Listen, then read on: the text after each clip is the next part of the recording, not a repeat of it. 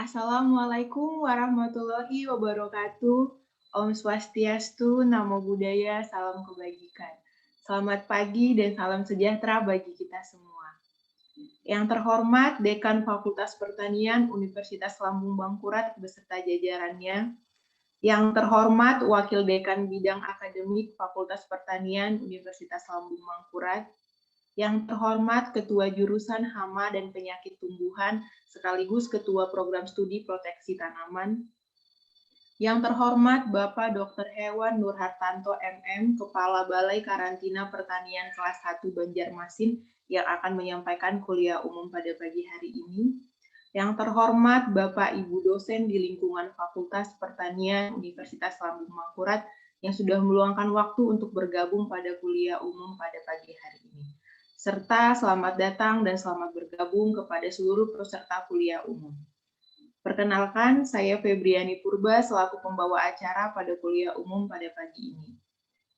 Dengan mengucapkan puji dan syukur kepada Allah Subhanahu wa Ta'ala, acara kuliah umum dengan tema Strategi Barantan Mencegah Penyebaran OPT di Masa Pandemi, Kamis 1 Juli 2021 melalui media daring Zoom dimulai.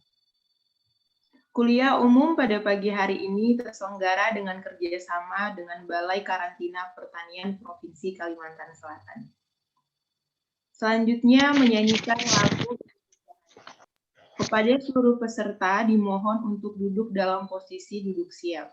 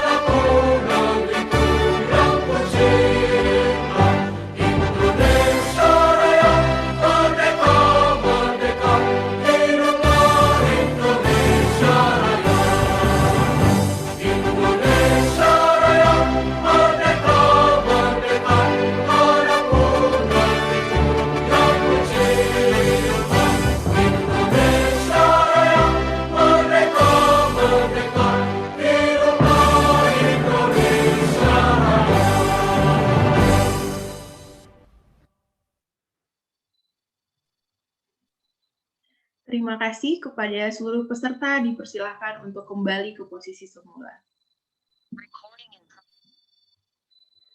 Demi kelancaran kuliah umum kita pada pagi hari ini, mari kita berdoa bersama-sama menurut agama dan kepercayaan kita masing-masing. Berdoa dipersilakan.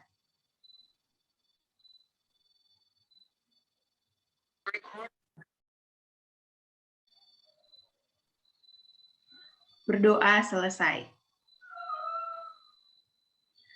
Selanjutnya, sambutan sekaligus membuka acara kuliah umum pada pagi hari ini dari Bapak Wakil Dekan Bidang Akademik kepada Bapak Dr. Insinyur Arif Rahman Maulana Akbar, MSI IPU, saya persilahkan. Assalamualaikum warahmatullahi wabarakatuh. Wassalatu wassalamu ala rasulillah wa ala alihi wa sahbihi ajmain. Yang saya hormati dan saya banggakan Bapak Dr. Hewan Nur Hartanto MM selaku narasumber pada kuliah umum series di Fakultas Pertanian pada bulan Juni dengan tema Strategi Balai Karantina Pertanian Mencegah Penyebaran OPT di Masa Pandemi. Sekali lagi, kami dari Fakultas Pertanian menyampaikan ucapan terima kasih atas ketersediaan waktunya buat Bapak bisa berhadir di acara kuliah umum melalui Zoom. Kuliah umum ini merupakan kuliah series ya setiap bulan yang memang diadakan oleh Sivitas Akademika Fakultas Pertanian sekaligus sebagai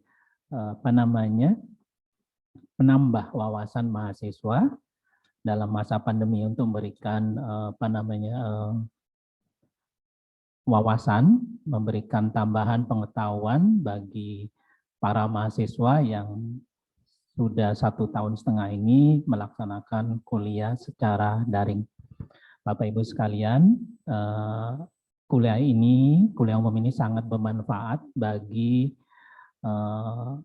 jurusan dan program studi proteksi tanaman dalam mempersiapkan akreditasi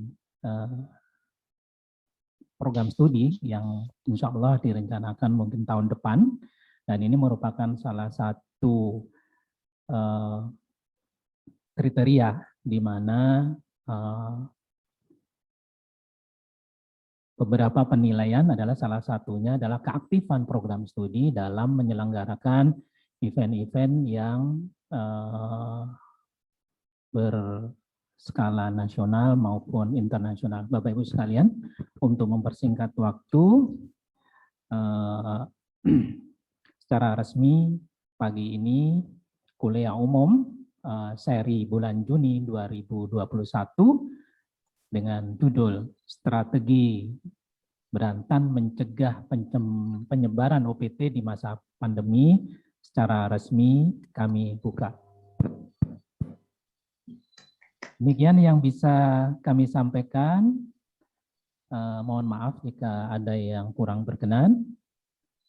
Selanjutnya kami kembalikan lagi ke moderator. Wassalamualaikum warahmatullahi wabarakatuh. Waalaikumsalam warahmatullahi wabarakatuh. Terima kasih Bapak sudah memberikan kata sambutan sekaligus membuka kuliah umum kita pada pagi hari ini. Saya mohon kesediaan seluruh peserta untuk mengaktifkan kamera video untuk melakukan sesi foto. Pada seluruh peserta dimohonkan untuk dapat mengaktifkan videonya agar kita dapat berfoto secara virtual. Panitia, apakah sudah siap? Baik. Halaman yang pertama.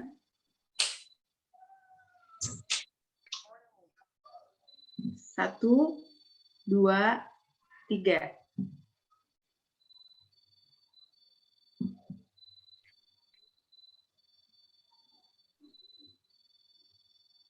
Halaman yang kedua. 1, 2, 3.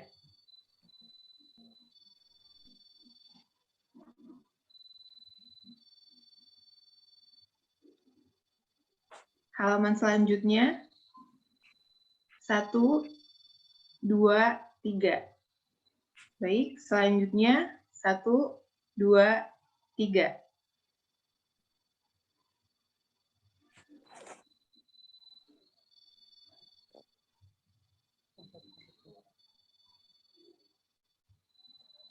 Baik.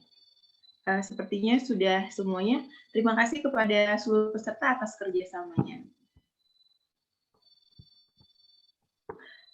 Bapak Ibu sekalian, kuliah umum dengan tema Strategi Berantan Mencegah Penyebaran OPT di Masa Pandemi akan dipandu oleh moderator kita, yaitu Ibu Profesor Dr. Insinyur Haja Salamiah MS. Beliau lahir pada tanggal 14 September 1962.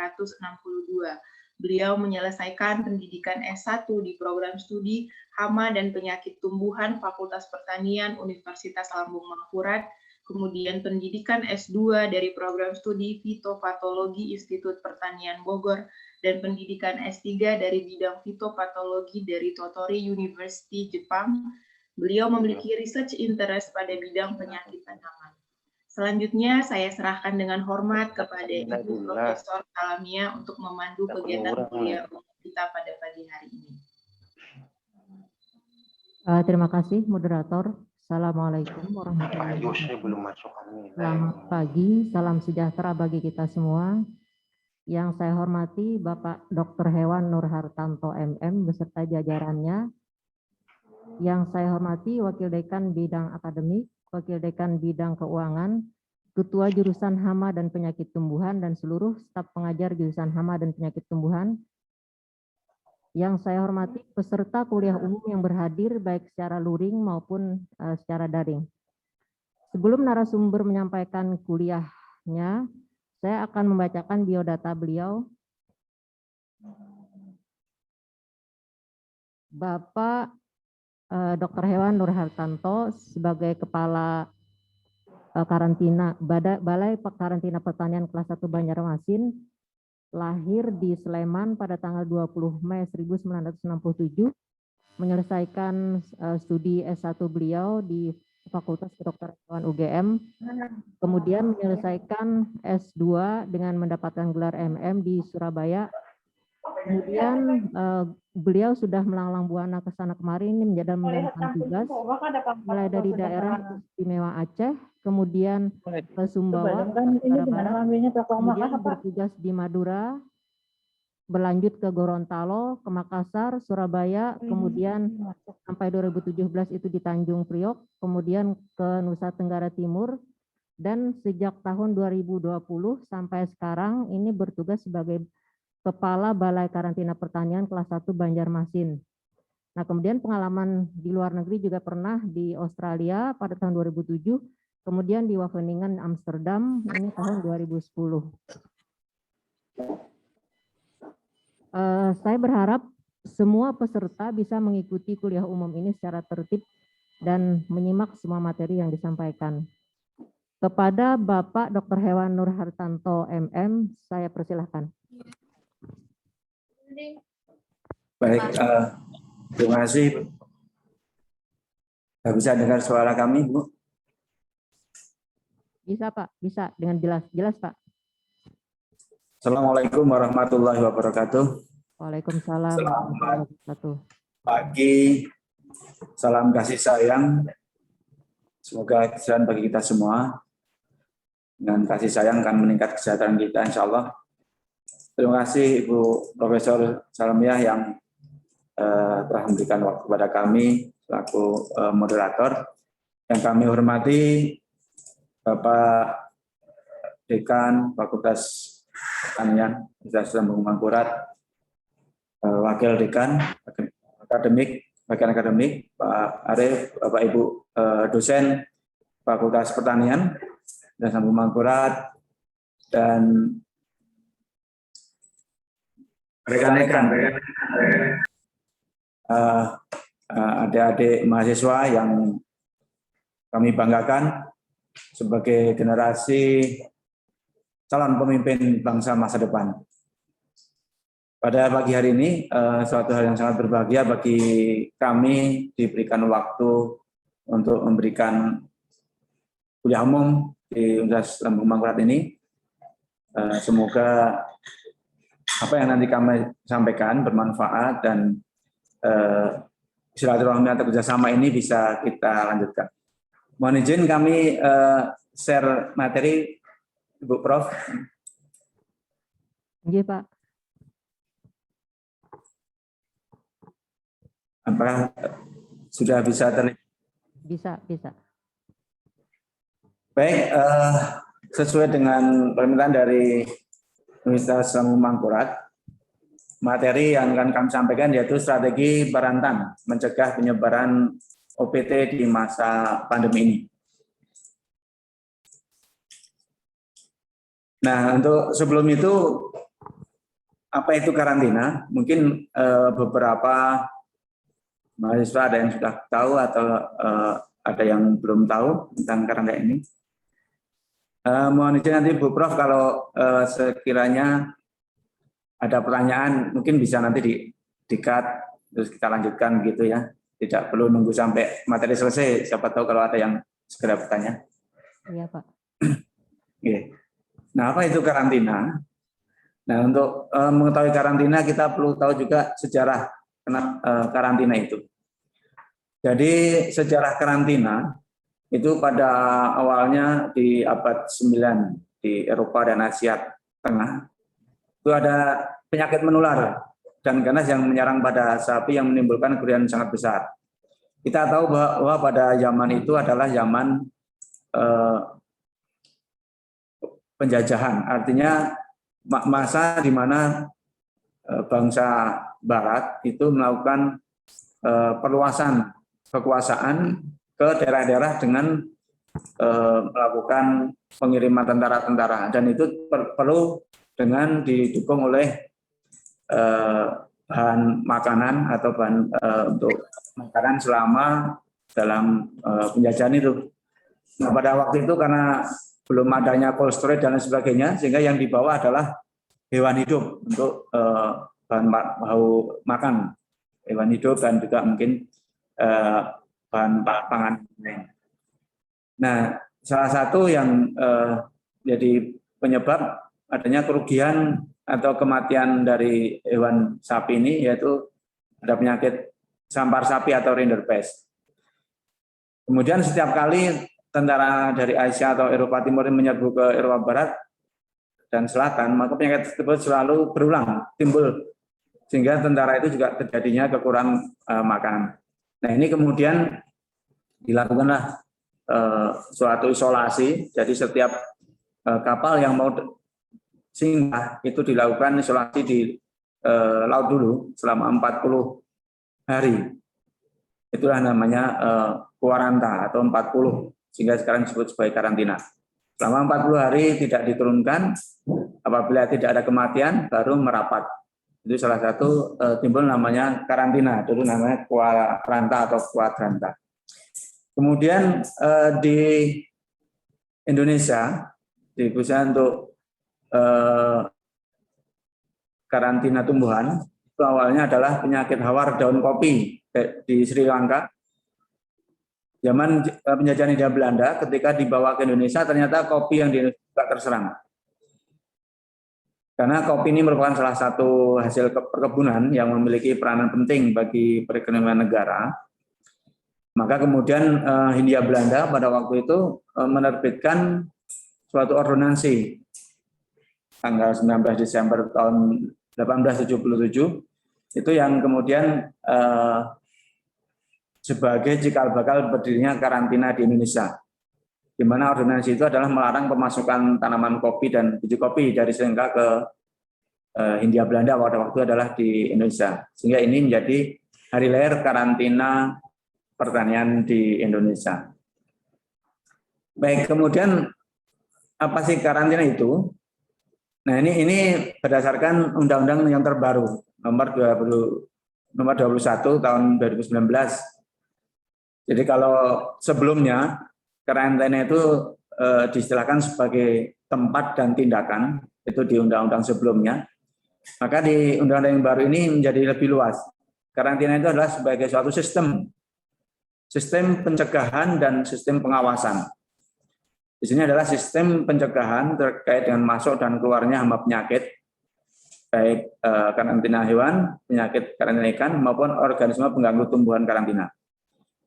Tapi juga ada sebagai sistem suatu pengawasan, yaitu untuk pengawasan terkait dengan keamanan pangan, mutu pangan, maupun pakan, kemudian ada produk rekayasa genetik dan sumber daya genetik, agensi hayati, jenis asing invasif, kemudian tumbuhan dan satwa liar atau langka. Ini pengertian karantina yang terbaru tahun 2019 sesuai Undang-Undang Nomor 21. Baik, nah, kenapa ada karantina? Nah, ini mungkin banyak bertanya, ada apa kok ada karantina? Apakah hanya sebagai hambatan? Nah, sesuai dengan undang-undang yang terbaru, karantina itu ditugaskan atas dasar untuk perlindungan negara. Jadi melindungi negara secara layak terhadap hama, penyakit maupun organisme pengganggu dengan melakukan analisa resiko. Kemudian tugasnya apa? Tujuannya apa? Nah, tujuan karantina itu adalah mencegah keluar dan masuk. Jadi utamanya adalah mencegah keluar dan masuk. Apa saja yang dicegah? Yaitu yang pertama tadi adalah hama penyakit. Hama penyakit hewan karantina, hama penyakit ikan karantina, kemudian organisme pengganggu tumbuhan karantina. Kemudian juga mencegah keluar dan masuknya pangan dan pakan yang tidak sesuai standar mutu. Kemudian mencegah agensia hayati, jenis asing invasif, atau produk rekayasa genetik. Kemudian juga mencegah tumbuhan dan satwa langka, serta sumber daya genetik yang tidak sesuai. Nah, di mana saja karantina itu? Ini supaya adik-adik mahasiswa mengetahui. Nah, karantina di Indonesia itu ada di seluruh Indonesia, ada 50 UPT, unit pelaksana teknis. Kemudian ada 2 unit penyangga, yaitu sebagai laboratorium atau balai besar uji standar, sebagai laboratoriumnya karantina. Kemudian ada satu lagi adalah balai uji terap, sebagai balai untuk pembuatan atau prosedur, untuk pembuatan prosedur tindakan karantina, sebagai uji terap tindakan karantina. Sehingga totalnya ada 52 yang tersebar di seluruh Indonesia, termasuk di Kalimantan Selatan ini. Kemudian tempat-tempat sebagai pengawasan karantina itu sudah ditentukan juga sesuai dengan Undang-Undang Nomor 21. Tempat pemasukan dan pengeluaran yaitu di pelabuhan laut, kemudian pelabuhan sungai, pelabuhan penyeberangan, pelabuhan darat. Pelabuhan darat ini yang dimaksud sebagai pelabuhan darat itu adalah dry port, seperti yang di Cikarang dry port, atau di Bandung ada juga dry port. Kemudian bandar udara, kantor pos perbatasan dengan negara lain, dan tempat-tempat lain yang ditetapkan oleh pemerintah pusat. Di sini tidak ada lalu lintas darat, karena lalu lintas darat bukan menjadi kewenangan di karantina. Nah, bagaimana untuk penetapan tempat dan pemasukan tersebut? Nah, pemerintah pusat dalam rangka untuk kepentingan nasional untuk menetapkan tempat-tempat mana yang dipakai atau yang sebagai tempat tindakan karantina, itu berdasarkan analisa risiko, baik risiko masuknya dan tersebarnya hama penyakit atau organisme pengganggu tumbuhan maupun keluarnya, kemudian juga berdasarkan kelestarian sumber daya alam, kemudian status dan tingkat penyebaran hama penyakit di suatu daerah, kemudian memperhatikan juga kelancaran dan perkembangan sistem transportasi, perdagangan, serta perekonomian nasional. Kemudian di karantina pertanian kelas 1 Banjarmasin yang saat ini adalah sebagai salah satu unit pelaksana teknis yang di bawah langsung Badan Karantina Pertanian. Ini mempunyai tugas melaksanakan kegiatan operasional karantina hewan dan tumbuhan serta pengawasan keamanan hayati, hewani dan nabati. Ini sesuai dengan Permentan nomor 47 tahun 2020. Nah, Balai Karantina Pertanian kelas 1 Banjarmasin ini mempunyai 4 wilayah kerja, tempat tugas karantina yang ditetapkan, yaitu pertama di Pelabuhan Trisakti, kemudian kedua di Bandara Samsudin Nur, kemudian ketiga di Batu Licin, ini di pelabuhan dan di bandara, kemudian Kota Baru, ini juga di pelabuhan dan di bandara. Ini wilayah kerja dari kami. Nah, kemudian siapa saja sih yang karantina? Siapa saja sih karantina itu? Apakah semua bisa menjadi petugas karantina? Nah, petugas yang sebagai petugas karantina itu sudah ditunjuk oleh undang-undang bahwa yang sebagai petugas karantina adalah pejabat karantina, yaitu pejabat karantina hewan, pejabat karantina ikan, pejabat karantina tumbuhan, kemudian ada pejabat lainnya, yaitu pejabat administrasi, pejabat fungsional. Nah, pejabat fungsional ini yang diantaranya adalah PMHP misalnya, kemudian pimpinan tinggi, ini sebagai pejabat fungsional. Nah, dalam melaksanakan tugas tentu saja ada kode etik profesi yang harus diamanai oleh atau dilaksanakan oleh petugas karantina atau pejabat karantina tersebut. Nah, apa saja sih kewenangan pejabat karantina di sini? Kewenangan pejabat karantina sesuai dengan Undang-Undang Nomor 21 itu ada kurang lebih ada 10, yaitu yang pertama memasuki dan memeriksa alat angkut, gudang, dan tempat-tempat lain.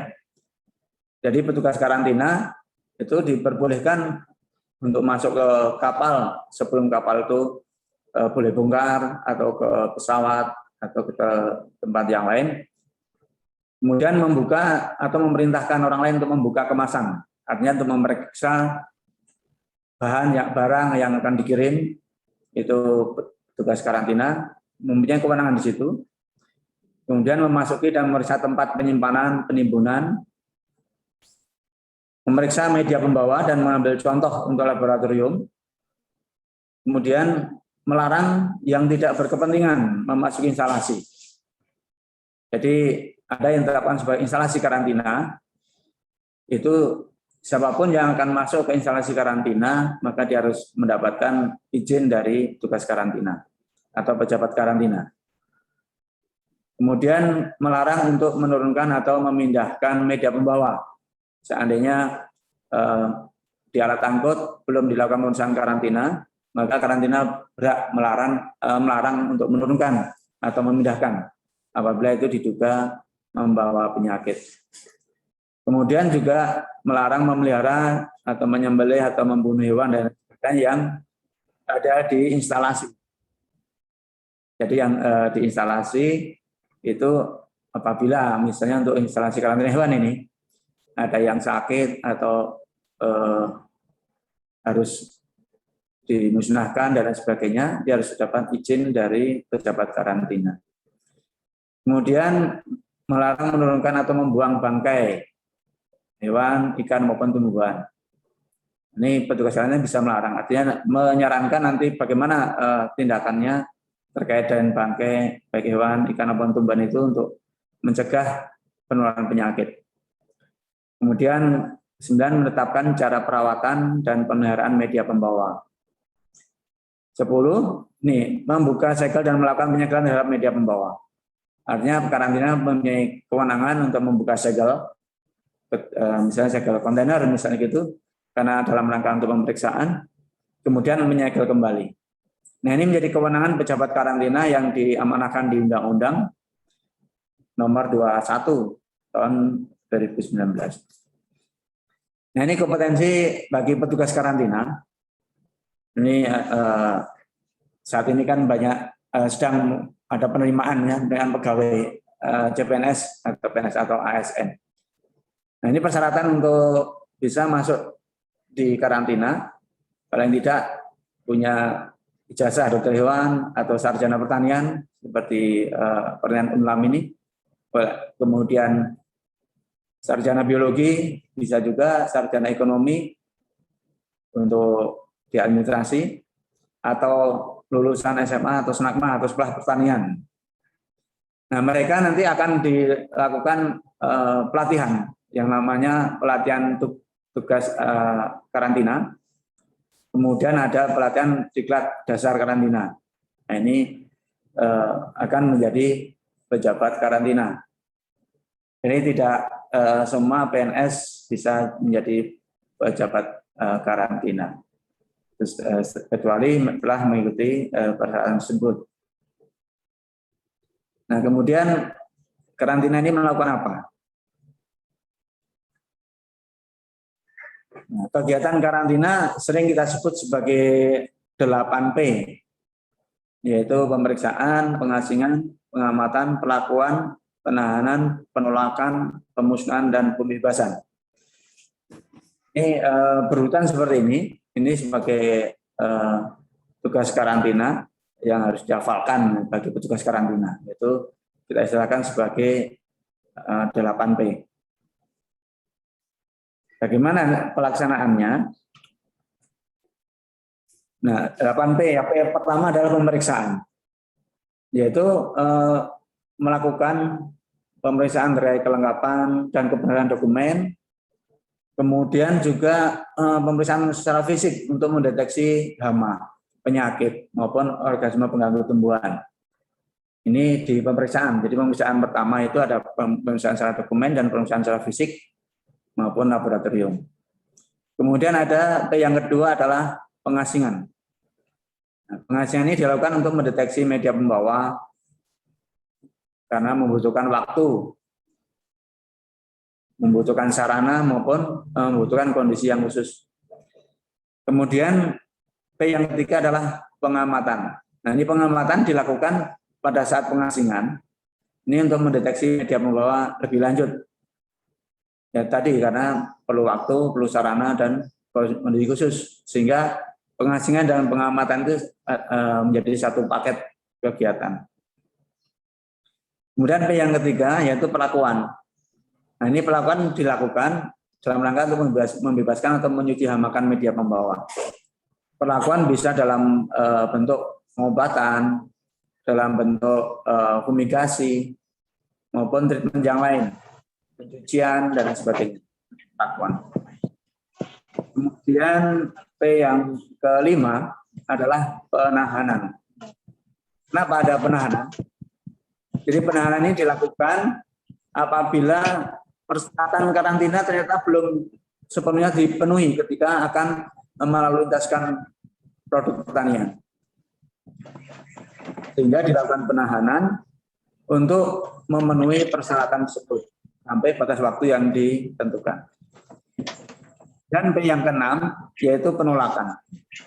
Jadi penolakan ini dilakukan apabila media pembawa atau yang produk pertanian yang akan dikirim itu ternyata tertular penyakit atau busuk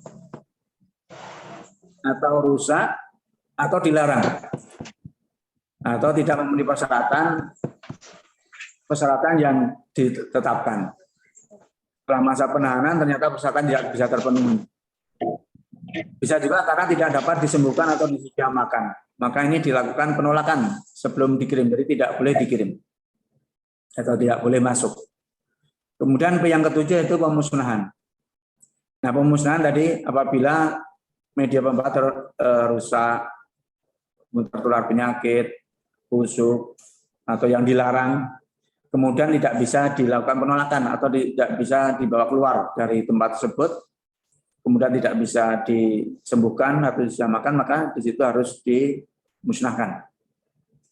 Kemudian P yang terakhir P8 yaitu pembebasan. Jadi kalau pembebasan ini ketika dinyatakan sehat setelah masa pemeriksaan, tidak tertular penyakit, memenuhi syarat untuk dilalu lintaskan, maka dilakukanlah pembebasan. Itulah keluarnya sertifikat karantina. Lanjut. Kemudian layanan karantina. Ini untuk karantina pertanian ada dua layanan, yaitu karantina hewan dan karantina tumbuhan. Untuk karantina ikan, ini pelayanannya tersendiri karena adanya Kementerian Kelautan dan Perikanan, sehingga karantina ikan kemudian berpisah sementara ini di Kelautan dan Perikanan kementeriannya. Untuk karantina hewan, itu tindakannya terkait dengan hewan dan produk hewan. Untuk karantina tumbuhan, tindakan benih, bibit, dan hasil tumbuhan. Kemudian ini contoh-contoh ya komoditas pertanian yang diekspor. Ini dari Kalimantan Selatan. Bisa dilihat di sini yang komoditas ekspornya ada karet lempengan, ada wood pallet, plywood, PKE, gelinggang, yang lain ada CPO, ada tanaman hias juga. Tanaman hias juga mulai diekspor langsung dari Kalimantan Selatan. Ini menjadi mungkin potensi nanti dari adik-adik mahasiswa bila ingin menjadi eksportir. Nah, kemudian terkait aturan karantina, tentu saja tindakan karantina ini harus ada aturannya ya. Nah, aturan yang dipakai untuk karantina diantaranya adalah Undang-Undang Nomor 21 tentang karantina hewan, ikan, dan tumbuhan. Tapi ada juga undang-undang lain yang kita rujuk seperti Undang-Undang Konservasi Sumber Daya Alam, Undang-Undang Pangan, Undang-Undang Perlindungan Konsumen, kemudian Undang-Undang Peternakan Kesehatan Hewan, kemudian ada PP yang kita patuhi juga dalam rangka tindakan karantina ini. Ini kami sampaikan secara umum ya terkait dengan persyaratan karantina. Secara umum persyaratan karantina itu adalah 3 poin, yaitu melengkapi sertifikat kesehatan dari daerah asal atau negara asal, melalui tempat pengeluaran dan pemasukan yang telah ditetapkan, tadi tempat-tempat yang ditetapkan tadi oleh pemerintah, pelabuhan, bandara, atau kantor pos dan sebagainya. Kemudian melaporkan dan menyerahkan media 2 kepada pejabat karantina di tempat pemasukan dan pengeluaran untuk dilakukan tindakan karantina. Ini persyaratan secara simpel 3 poin itu yang untuk persyaratan karantina. Baik, kita lanjutkan dengan alur pelayanan media pembawa atau produk yang akan kita kirim. Misalnya ada dari mahasiswa atau teman-teman masyarakat ini akan membawa komoditas pertanian hewan maupun tumbuhan ke luar daerah yang harus menggunakan pesawat atau laut, kapal misalnya, maka perlu tahu ini. Jadi yang pertama pengguna jasa, kita istilahkan pengguna jasa ya, masyarakat itu melapor kepada kantor karantina yang ada, kemudian petugas karantina akan melakukan pemeriksaan kelengkapan dokumen dan persyaratannya. Kemudian secara fisik akan dilakukan pemeriksaan, bisa di tempat itu langsung atau harus ke instalasi. Tapi kalau media pembawa ini risikonya rendah, bisa di tempat itu langsung kita lakukan pemeriksaan. Kemudian membayar tarif jasa karantina. Ini jasa karantina dibayarkan langsung ke kas negara dan ini tidak mahal ya. Satu sertifikat cuma Rp5.000, nanti ditambah dengan biaya pemeriksaannya yang diperlukan. Kemudian dikeluarkanlah pembebasan sertifikat karantina. Ini secara alur pelayanan untuk media yang sedang, yang ringan atau rendah.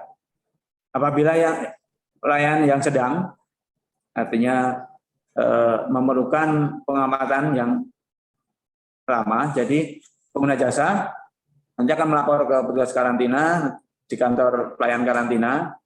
Nanti dilakukan pemeriksaan fisiknya, kemudian pemeriksaan fisik ini atau dokumen barang fisik barangnya itu bisa di tempat pemasukan itu, atau kalau tidak bisa, misalnya cukup banyak, maka itu di instalasi karantina.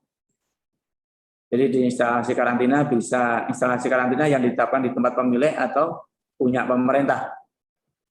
Kemudian di situ akan kita lakukan pengambilan sampel apabila diperlukan. Kemudian uji laboratorium, apabila itu sehat, maka kita lakukan pembebasan, sertifikat pembebasan. Nah, apakah ada sanksi sih dari pelanggaran karantina? Karena ada undang-undang karantina, karena diundangkan dalam bentuk undang-undang, maka tentu saja ini ada sanksinya. Apa saja sanksi karantina?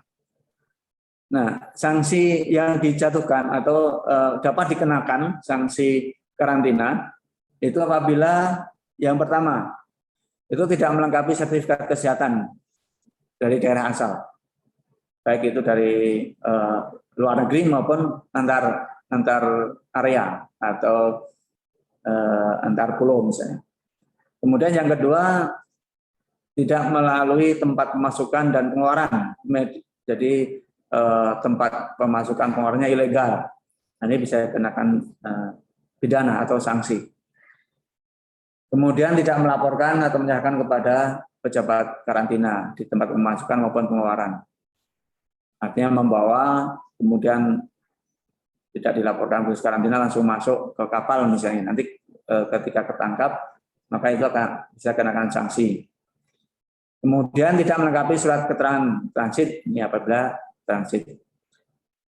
Kemudian kelima, ini juga pemilik tidak menanggung segala biaya yang timbul dalam pelaksanaan pemusnahan.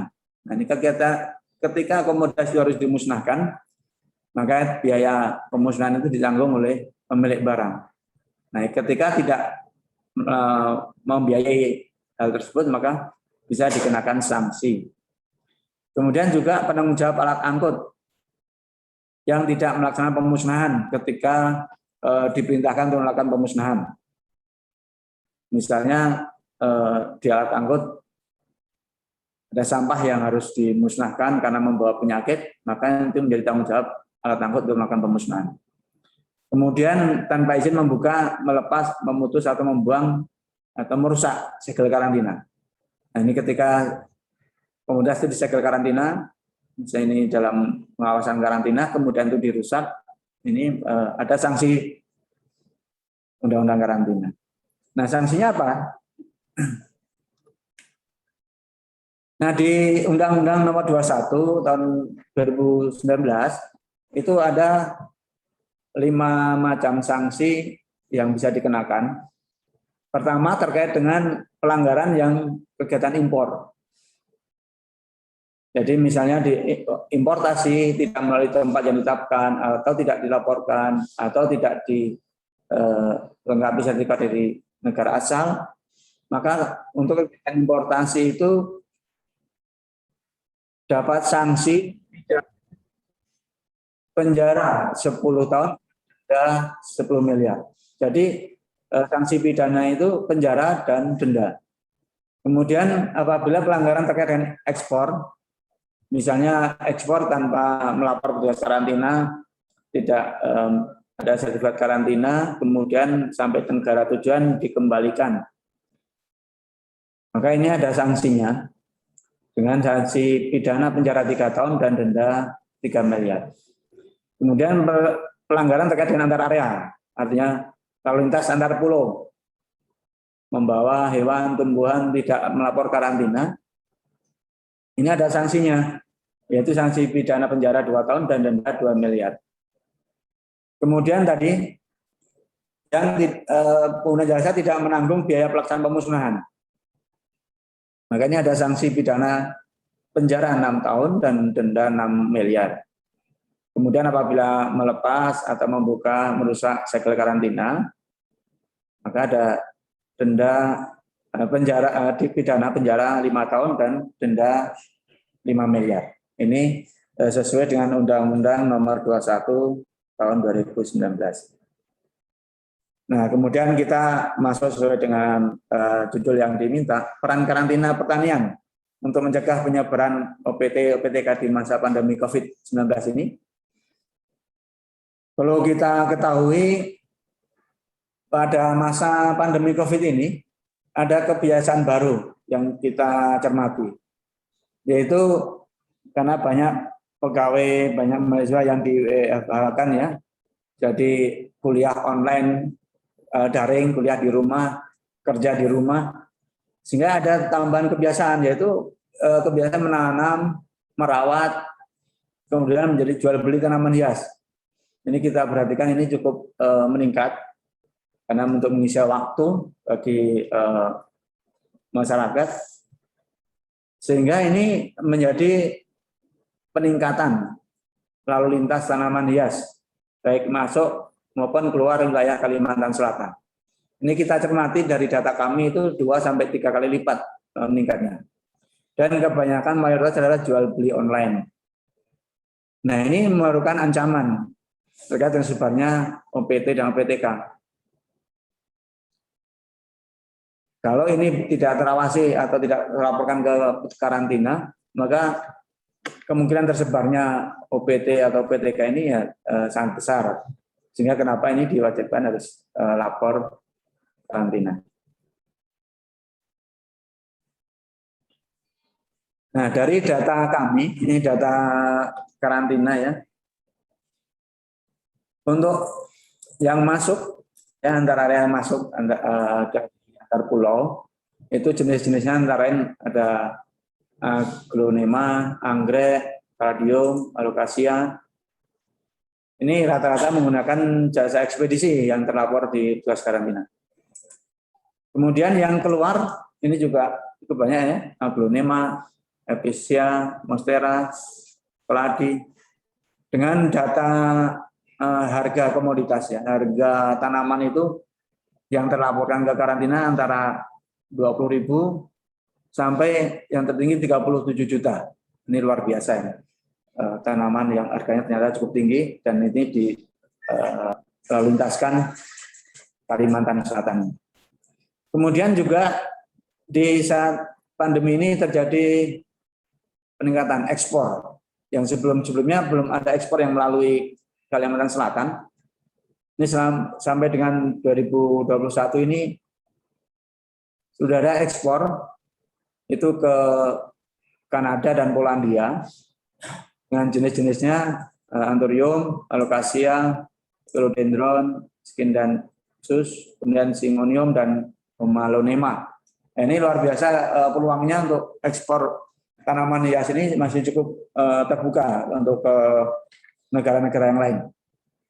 Untuk di Kalimantan Selatan baru 2 negara ini, Kanada dan Polandia.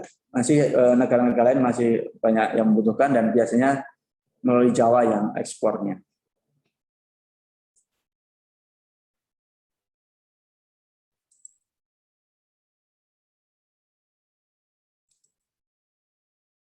Nah, tadi kami menyebut OPTK ya.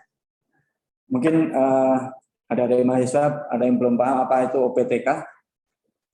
Jadi yang OPTK itu organisme pengganggu tumbuhan karantina. Itu yang kita singkat OPTK ini adalah organisme yang dapat merusak, mengganggu kehidupan atau menyebabkan kematian tumbuhan, kemudian menimbulkan kerugian sosioekonomi, serta belum terdapat di wilayah negara kesatuan Republik Indonesia atau sudah terdapat di sebagian wilayah negara kesatuan Republik Indonesia yang ditetapkan oleh pemerintah. Jadi ini yang kita cegah OPTK-nya ini, sehingga kita perlu tahu jangan sampai kalau misalnya itu belum ada di Indonesia, jangan sampai masuk ke Indonesia. Kalau itu sudah ada misalnya tapi belum tersebar ke seluruh Indonesia, misalnya hanya ada di Jawa, maka kita harus mencegah jangan sampai masuk ke Kalimantan dan lain sebagainya. Atau yang ada di Kalimantan tapi tidak ada di Jawa atau tidak ada di Sumatera, maka kita juga mencegah jangan sampai itu keluar di daerah tersebut. Nah, ini yang sesuai dengan Permentan nomor 25 tahun 2020 itu ada 711 spesies jenis OPTK yang dikategorikan OPTK A1 dan A2. OPTK A1 ini disebut adalah OPTK yang belum ada di Indonesia. Kemudian belum ada untuk tindakannya atau untuk pembasmiannya. Kemudian ada jenis OPTK A2. Ini A2 itu sudah ada di Indonesia, tapi belum seluruh wilayah ada. Nah, ini untuk yang di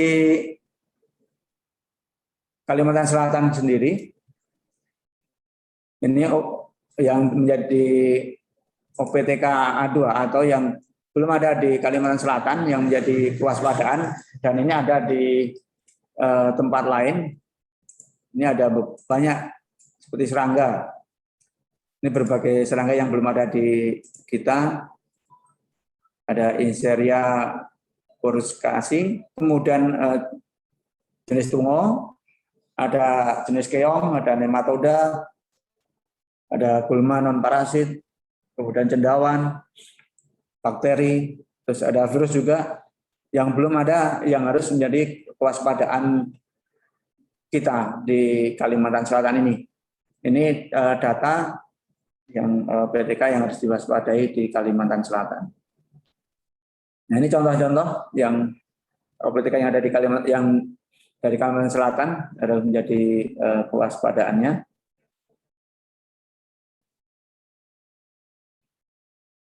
Kemudian ini yang di OPTK pada padi, ini di hitam. Kemudian pada jagung, Pandrasa dewatii, subspesies dewatii. Kemudian bulai pada jagung, yang belum ada di Kalimantan Selatan ya, yang menjadi waspadaan bagi kita. Nah, kemudian apa yang dilakukan oleh Balai Karantina Pelayanan Kelas 1 Banjarmasin terhadap peningkatan lalu lintas media tersebut di masa pandemi COVID ini?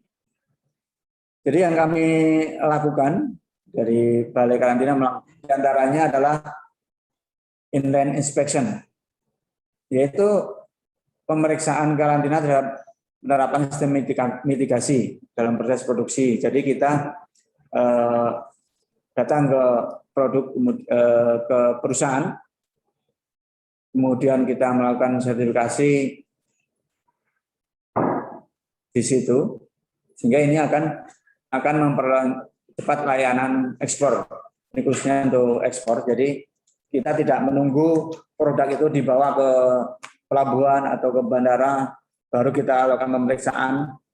Tentu saja akan memakan waktu yang lama, sehingga kita yang jemput bola. Jadi ketika pengguna jasa atau perusahaan melapor kepada karantina, maka karantina akan datang ke lokasi, ke tempat yang ditetapkan sebagai instalasi, kemudian kita lakukan pemeriksaan di situ, apabila diperlukan ambil sampel, kemudian kita sertifikasi di situ, namanya inline inspection, sehingga begitu mengurus untuk ekspor, dia langsung jalan, tidak terhambat lagi di pelabuhan atau di bandara. Kemudian ada yang namanya online inspection. Jadi ketika pada masa waktu itu PSBB ya, ketika pengetatan kita tidak bisa kemana-mana, tapi kita harus melakukan pemeriksaan untuk demi kelancaran terkait dengan kegiatan ekspor, maka kita lakukan namanya online inspection. Bagaimana caranya? Jadi kita pemeriksaan secara daring, jadi secara langsung petugas karantina kontak dengan petugas yang ada di perusahaan yang telah menyatakan surat pernyataan akan melaksanakan dengan sebenar-benarnya sesuai dengan arahan dari petugas karantina. Kemudian video call langsung di situ. Jadi sesuai dengan arahan petugas karantina untuk melakukan pemeriksaan. Sehingga ini untuk mengurangi kontak fisik antar petugas dengan pihak perusahaan. Ini online inspection juga kita lakukan. Kemudian ada lagi online audit. Nah, ini audit ini kita lakukan, ada audit di karantina. Ini untuk melakukan audit perusahaan yang melakukan tindakan karantina pihak ketiga, seperti pelaksanaan fumigasi, kemudian pelaksanaan pemanasan misalnya. Nah, ini tidak dilakukan oleh petugas karantina, tapi bisa dilakukan oleh pihak lain yang harus kita sertifikasi, kita audit. Nah, ketika pelaksanaan audit pada masa COVID ini, maka kita melakukan secara online audit. Jadi seperti tadi, kita secara daring atau secara Zoom misalnya, secara langsung untuk pelaksanaan auditnya. Jadi tidak perlu datang langsung ke lokasi pihak ketiga tersebut. Di samping itu, juga karantina itu melakukan pengawasan, kemudian tindakan karantina secara langsung, kemudian ada pemantauan juga. Tugas karantina melakukan pemantauan terkait dengan penyebaran OPT. Jadi kerjasama dengan dinas kita melakukan pemantauan, kemudian membuat analisa risiko terkait dengan data yang ada, kemudian kita melakukan monitoring. Tidak lupa kita melakukan akreditasi laboratorium. Jadi setiap tahun kita melakukan peningkatan laboratorium supaya tetap terakreditasi dan menambah ruang lingkup. Ini salah satu upaya kami dalam rangka untuk pencegahan penyebaran OPT di masa pandemi maupun setelahnya. Kemudian kita ada namanya program sinergi melindungi negeri. Artinya sesuai amanah undang-undang, karantina tidak bisa berjalan atau bekerja sendiri, tapi harus bersinergi dengan instansi lain atau dengan organisasi lain. Sehingga diamanahkan di undang-undang ini agar karantina itu dapat bekerjasama dengan seperti keimigrasian, kepabeanan, dengan pendidikan atau penelitian seperti Universitas Lambung Mangkurat ini, kemudian dengan TNI, Polri, bahkan bekerjasama dengan lembaga atau instansi lain baik nasional maupun internasional. Nah, ini sesuai dengan amanah undang-undang dalam rangka untuk melindungi negeri kita tercinta ini. Kemudian juga kita meningkatkan koordinasi dan kerjasama dengan pihak-pihak terkait, khususnya di pintu-pintu pemasukan yang ditetapkan atau seperti pelabuhan dan bandara. Nah, kita lakukan koordinasi. Di sini salah satu upaya kita untuk menjalin kerjasama, untuk bersinergi, baik itu dengan pelabuhan misalnya ada KSOP, ada SDP, atau ada Bea Cukai, dan Polda, TNI, kemudian Pemda juga kita lakukan kerjasama, kemudian juga dengan kantor pos dan lain sebagainya. Ini kita lakukan dalam rangka tadi untuk bersinergi melindungi negeri tercinta ini. Ini peningkatan pengawasan, kita melakukan kegiatan operasi patuh, namanya operasi patuh karantina. Ini kita lakukan di semua tempat yang diawasi petugas karantina. Ini bekerjasama dengan instansi terkait sebagai salah satu upaya tadi untuk bersinergi. Nah, itu dari kami. Mungkin dari adik-adik mahasiswa ingin lebih tahu lagi terkait dengan kegiatan karantina, silakan bisa melihat melalui website kami di bkpbanjarmasin.karantina.pertanian.go.id atau Facebook kami. Silakan di like di Facebook kami, yaitu Karantina Pertanian Banjarmasin. Kemudian Instagram juga ada, Karantina Pertanian Banjarmasin. Kemudian di Twitter @karantinabjm. Kemudian juga ada di YouTube Karantina Pertanian Banjarmasin. Silahkan ini untuk menambah informasi terkait dengan karantina pertanian kelas 1 Banjarmasin. Demikian Ibu Prof yang dapat kami sampaikan di pagi hari ini. Terima kasih. Assalamualaikum warahmatullahi wabarakatuh. Waalaikumsalam warahmatullahi wabarakatuh. Terima kasih Bapak Dr. Hewan Nur Hartanto MM atas materi. Demikian Bapak Kepala Badan Karantina Pertanian telah mengupas tuntas tentang mulai dari apa itu karantina, kemudian kenapa ada karantina, tujuan penyelenggaraan karantina, kegiatan apa saja yang dilakukan oleh karantina, sampai organisme pengganggu tumbuhan karantina. Nah, satu yang saya catat adalah kepada adik-adik mahasiswa proteksi tanaman, salah satu kompetensi yang diperlukan sebagai petugas karantina adalah sarjana pertanian jurusan HPT atau proteksi tanaman. Jadi ini jadi perhatian kita. Selanjutnya kita masuki diskusi kepada peserta yang hadir secara daring maupun luring. Silakan untuk memberikan pertanyaannya. Silakan di unmute pada saat ingin menyampaikan pertanyaannya.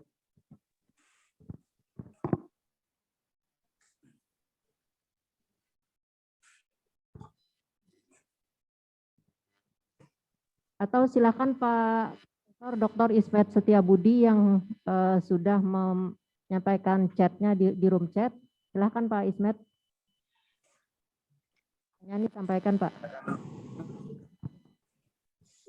Terima kasih Bu Moderator.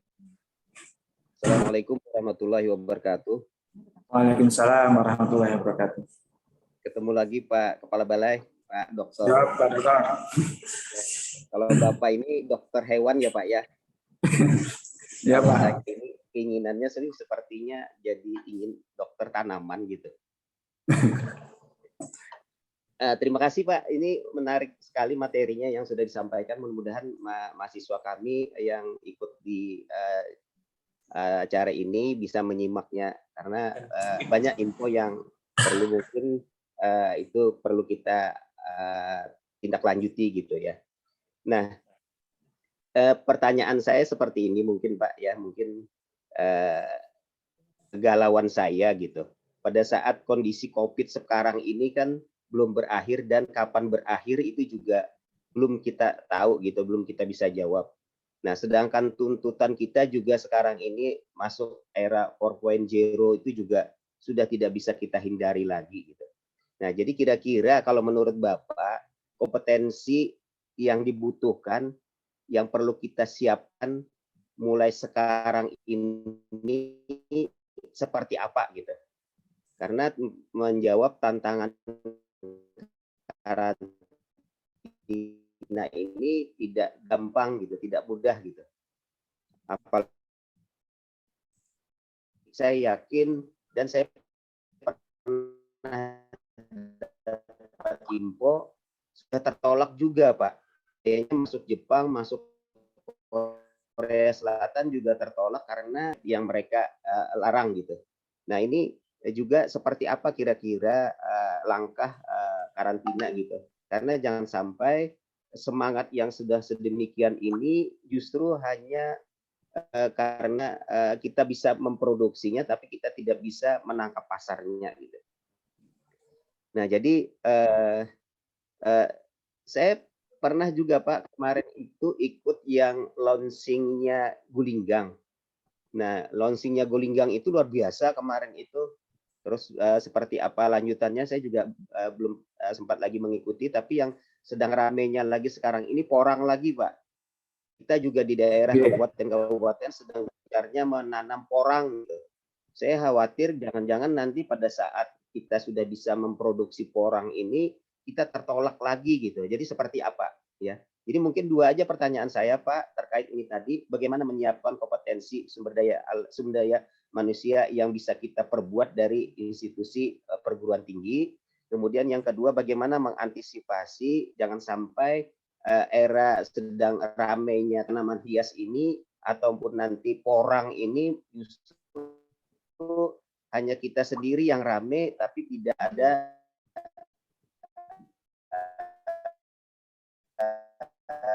nilai tambah bagi pendidik. Dr. Nur. Ya. Assalamualaikum warahmatullahi wabarakatuh. Saya sudah jelas ya Pak Nur Hartanto ya pertanyaannya. Siap, Prof. Ya silakan. Bisa jawab langsung atau berikutnya? Langsung saja Pak. Jadi satu biar jangan sampai terlewat. Ya. Terima kasih Pak Dr. Ismet atas pertanyaannya. Ini sangat menarik. Jadi memang untuk menyiapkan SDM ini kalau yang sebelum-sebelumnya mungkin kita belum terlalu fokus ke teknologi IT ya atau teknologi informasi. Nah, ini kayaknya untuk mahasiswa berarti menjadi suatu kewajiban untuk meningkatkan yang kemampuan teknologi informasi ini. Nah, sekaligus untuk menjawab yang kedua, nanti saya boleh share screen sebentar ya, Bu ya. Ada share yang bisa saya sharing. Ya, ini terkait tadi dengan mencegah adanya penolakan terkait negara tujuan terkait yang kita ekspor, khususnya ini untuk peningkatan ekspor. Nah, kemudian Badan Karantina Pertanian mempunyai aplikasi yang bisa diakses oleh seluruh masyarakat. Bisa terlihat ya? Bisa. Nah, aplikasinya namanya aplikasi IMES, Indonesian Map of Agriculture Commodities Export. Nah, ini aplikasi yang dibangun oleh Badan Karantina Pertanian. Ini bisa diinstal melalui Play Store, melalui di Android masing-masing. Ini tanpa password, artinya masing-masing bisa mengunduh di Play Store. Seperti ini. Nah, di Play Store ini ngambil IMES. Jadi nanti ada tertulis logo seperti ini, IMES, Givas Sahabat Petani. Ketika setelah diinstal, nah ini nanti akan masuk ke di sini. Ini langsung mulai saja. Ketika kita klik mulai, kita akan masuk di situ ada komoditas ekspor, kemudian ada negara tujuan. Ini bisa dilihat komoditas ekspor apa saja sih yang diekspor ini. Kemudian negara tujuannya kemana saja. Dan ini data ini adalah data real time dari karantina. Jadi kita akan tahu ketika kita punya komoditas ini, misalnya porang ini sudah banyak ini. Komoditas porang ini kemana saja ekspornya. Nah, kita bisa melihat dari sini. Negara tujuannya di mana. Sehingga kita bisa membuka potensi ekspor ketika di sini ada penolakan persyaratan misalnya. Mungkin di negara lain tidak mempersyaratkan itu. Bisa kita alihkan ke negara yang lain. Kemudian ada juga di situ data. Ini tadi komoditas ekspor, kemudian negara tujuan ekspor tadi. Kemudian ada data ekspor hari ini. Artinya data ini real time bisa dilihat oleh teman-teman semua ketika sudah install di Android. Ini bisa dilihat dan ini data real dari karantina sehingga akan bisa tahu oh saat ini yang banyak diekspor adalah ini. Oh tanaman hias ini kemana saja misalnya, persyaratannya apa saja. Kemudian ini peta asal komoditas. Ini untuk mengetahui asalnya dari mana saja sih komoditas itu. Sebenarnya di mana sih yang banyak, misalnya porang itu di mana aja sih. Nah, ini juga bisa untuk meningkatkan pengusaha misalnya, eksportir itu untuk mendapatkan bahan baku. Karena di situ ada peta asal komoditas itu, sehingga ketika kekurangan bahan baku, oh ambilnya di sana, ada ini. Kemudian yang tadi persyaratan negara tujuan. Ini juga bisa diklik di situ persyaratan negara tujuan. Sehingga sebelum kita melakukan ekspor, kita lihat dulu persyaratan negara tujuan itu apa sih. Sehingga persyaratan itu dipastikan terpenuhi. Ini untuk mencegah terjadinya penolakan dari seperti Bapak Dr. Ismet sampaikan. Jadi banyak penolakan dari negara tujuan.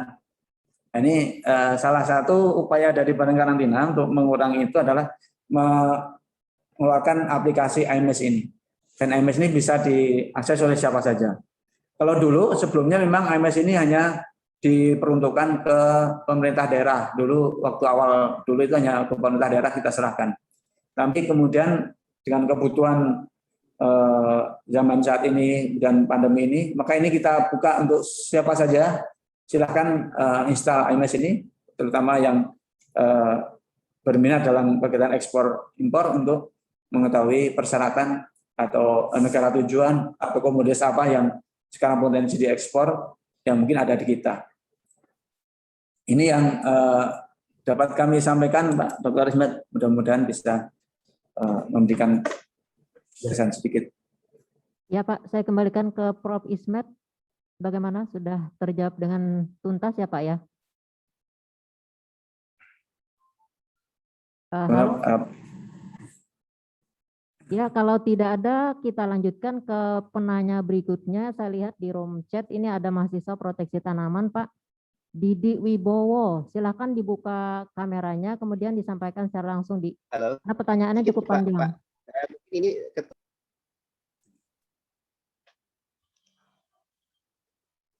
ya, Didi. Ya.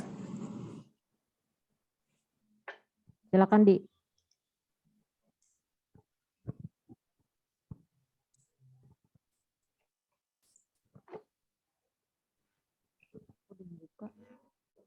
Makanya atau saya bacakan ya? Siap, Ibu.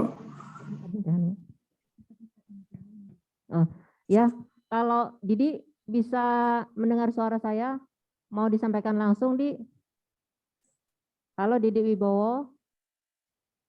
Mau saya bacakan saja kah? Ini panjang sekali nih pertanyaannya, cuma pada intinya dia bertanya tentang penanganan limbah yang menjadi pembawa EPTK, Pak. Jadi oh ya. Oh, ada kendala di audio HP dia katanya karena dia pakai HP. Jadi dia pada intinya ingin menanyakan bagaimana cara menangani limbah dan limbah tersebut merupakan pembawa OPTK. Itu saja, Pak. Saya persilakan. Prof, terima kasih, bagus sekali ini pertanyaan dari Mas Didi Wibowo ya. Terkait dengan limbah ya ini ya. Ini bagaimana sih nanti pemusnahan limbah ini seperti apa? Dan tentu saja ini memang potensi limbah ini, penyebaran penyakit dari limbah ini cukup tinggi, terutama dari limbah di pelabuhan, di bandara. Seperti yang kita ketahui, kasus yang khususnya di hewan, mungkin kita pernah dengar terkait dengan penyakit ASF pada babi, African Swine Fever pada babi, itu diduga masuknya ke Indonesia itu karena penggunaan limbah dari alat angkut yang tercemar oleh virus ASF ini, kemudian termakan oleh babi di Indonesia, kemudian akhirnya menyebar. Nah, seperti itu. Nah, bagaimana ini penanganannya? Jadi untuk penanganan limbah ini kita koordinasi dengan pihak di pelabuhan dan di bandara sesuai dengan undang-undang di karantina. Di sini disebutkan bahwa yang bertanggung jawab untuk pelaksanaan itu adalah ya alat angkut. Tapi ketika kita koordinasi dengan bandara, seperti yang di sini di Bandara Samsudin Nur, mereka sudah menyiapkan insinerator. Jadi limbah-limbah dari pesawat langsung bisa, masuk aja. Langsung dimusnahkan nanti yang disediakan, sehingga itu sudah bisa untuk mengurangi terkait dengan risiko penyebaran penyakit dari limbah. Nah, kemudian untuk limbah yang di pelabuhan, memang ini sudah kita koordinasikan dengan pihak Pelindo. Kemudian ini memang menjadi kewajiban dari pihak pelayaran atau alat angkut. Nah, ini apabila ada indikasi hama penyakit yang harus kita musnahkan, maka tentu saja kita akan berkoordinasi dengan perusahaan pemusnahan limbah B3. Jadi ada perusahaan-perusahaan yang memang spesifik khusus untuk melaksanakan pemusnahan limbah B3 ini. Ini ada yang di Jakarta, ada di Jawa gitu ya, ada di Surabaya semacam itu, ada perusahaan yang memang khusus pemusnahan limbah B3. Nah, tentu saja kita akan bekerja sama dengan perusahaan tersebut. Kemudian kita melakukan pengawalan terkait dengan distribusi dari tempat itu ke tempat pemusnahan. Nah, ini dalam pengawalan karantina. Ini yang akan kita lakukan ketika itu harus dilakukan pemusnahan. Kemudian selama pelaksanaan pemusnahan itu diawasi oleh karantina untuk memastikan bahwa komoditas atau limbah itu betul-betul telah termusnahkan. Nah, kemudian untuk sistemnya itu akan kita sesuaikan dengan komoditinya. Komoditi dan OPTK atau penyakitnya ini bagaimana untuk pemusnahannya? Apakah dia bisa mati dengan dibakar, atau dia mati dengan diberikan zat kimia, atau misalnya dia mati dengan dikubur misalnya seperti itu. Nah, ini sesuai dengan hasil analisa risiko yang dilakukan oleh karantina. Demikian Prof yang kami sampaikan. Terima kasih. Ya, terima kasih Pak Hartanto. Selanjutnya saya persilahkan yang luring ini Pak, ada yang mau bertanya, Profesor Harinto. Silakan Pak.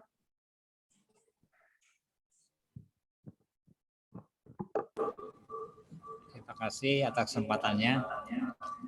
Assalamualaikum warahmatullahi wabarakatuh. Waalaikumsalam warahmatullahi wabarakatuh. Ini sudah saya di chat juga ada. Cuma ini Pak, saya sampaikan. Kita melakukan pemeriksaan misalnya di pelabuhan, Pak. Di pelabuhan misalnya kan kedatangan kapal itu kadang-kadang kan bisa tengah malam. Bisa tengah malam.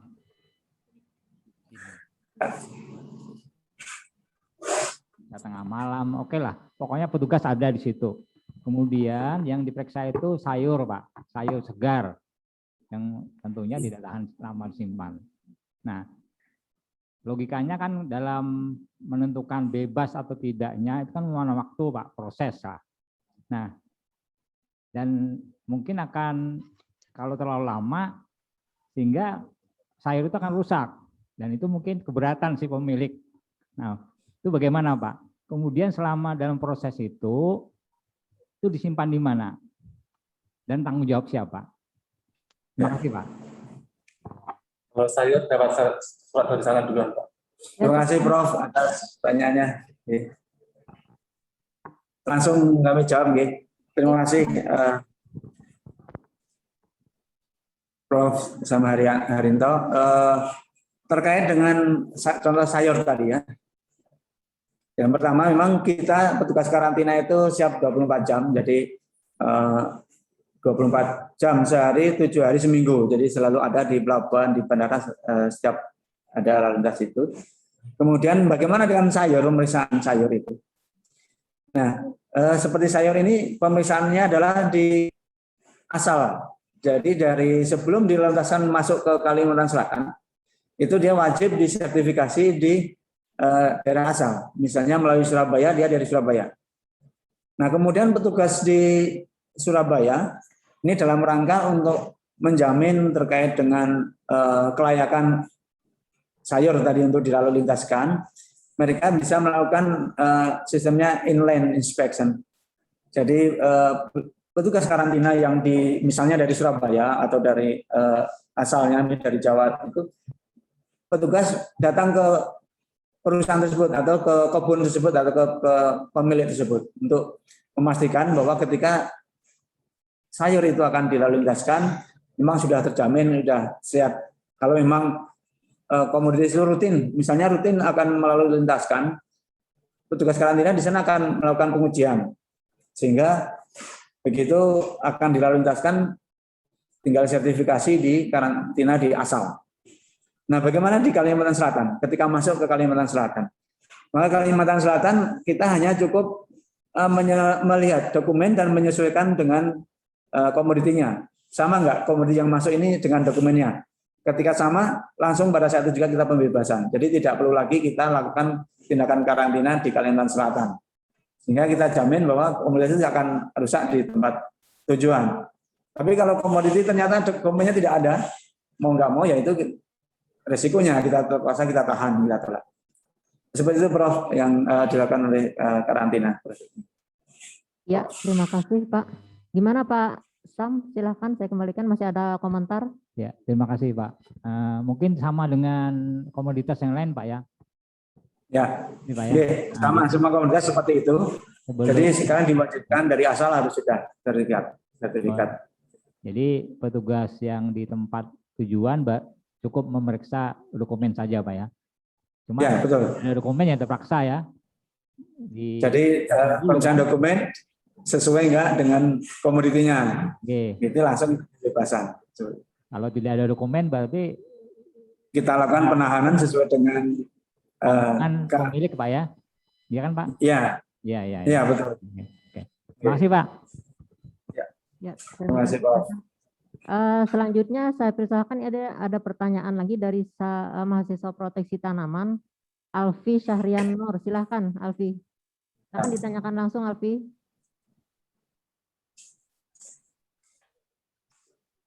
Baik Ibu, terima kasih. Jadi perkenalkan, nama saya Alfi Syahrian Nur. Saya mahasiswa Prodi Proteksi Tanaman angkatan 2018. Jadi untuk pertanyaannya, Bapak, bagaimana kalau penumpang kapal laut misalkan membawa bahan tanaman yang dia bungkus secara rapi dimasukkan ke dalam koper atau kardus barang bawaannya. Dalam hal ini bagaimana mensiasati supaya bahan tanaman yang dibawa juga bisa terdeteksi oleh petugas karantina di pelabuhan. Sedangkan penumpang tersebut tidak melaporkan barang bawaannya. Memang salah satu kewenangan petugas karantina adalah membuka atau memerintahkan orang lain. Itu Pak, pertanyaannya Pak. Sudah ya Alfi ya. Mungkin saya ulangi karena tadi suaranya agak terputus-putus. Ini Pak, si Alfi menanyakan kalau penumpang kapal laut katanya ini membawa bahan tanaman yang dia bungkus sudah rapi kemudian dimasukkan ke dalam koper atau kardus misalnya.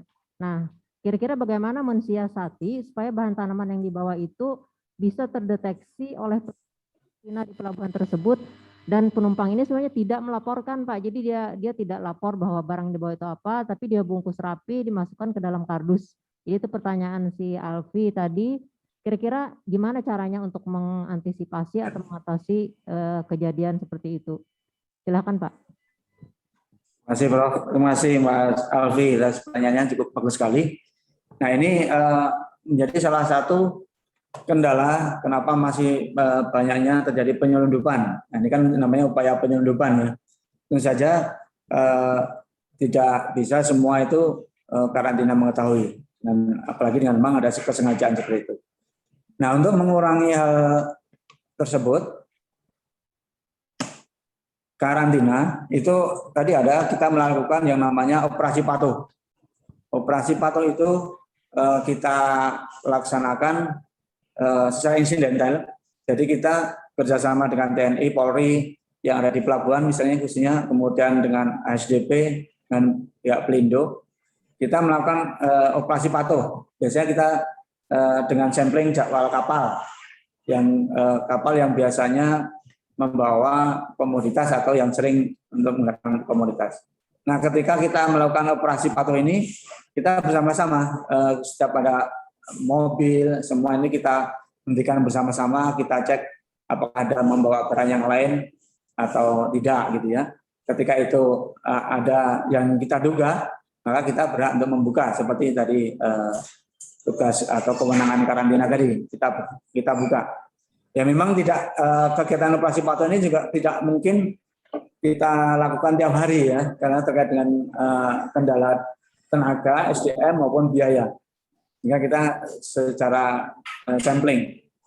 Kemudian kita juga melakukan sosialisasi ke pihak pelayaran agar senantiasa mengingatkan kepada penumpang supaya ketika membawa komoditas pertanian maupun hewan begitu untuk wajib melapor karantina. Itu yang kita lakukan, sosialisasi seperti itu. Artinya sebagai upaya yang memang selalu saja ada orang-orang yang ingin melakukan penyelundupan seperti itu. Ini memang menjadi salah satu kekurangan atau yang memang menjadi kendala juga.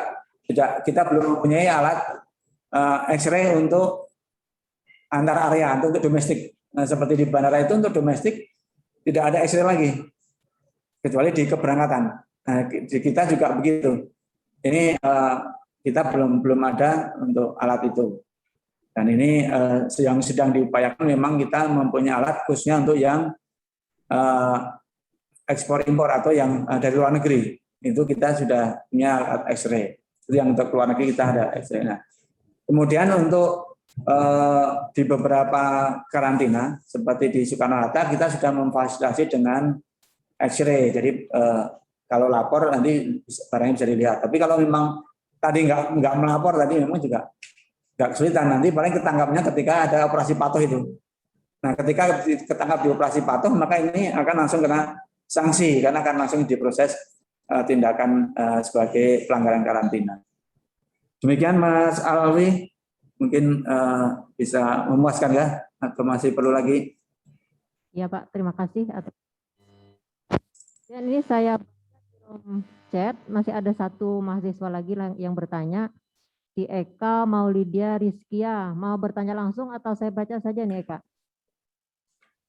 Dia menanyakan seandainya ada bahan-bahan yang akan dideteksi itu tidak menimbulkan gejala, tidak bergejala, bagaimana cara mendeteksinya?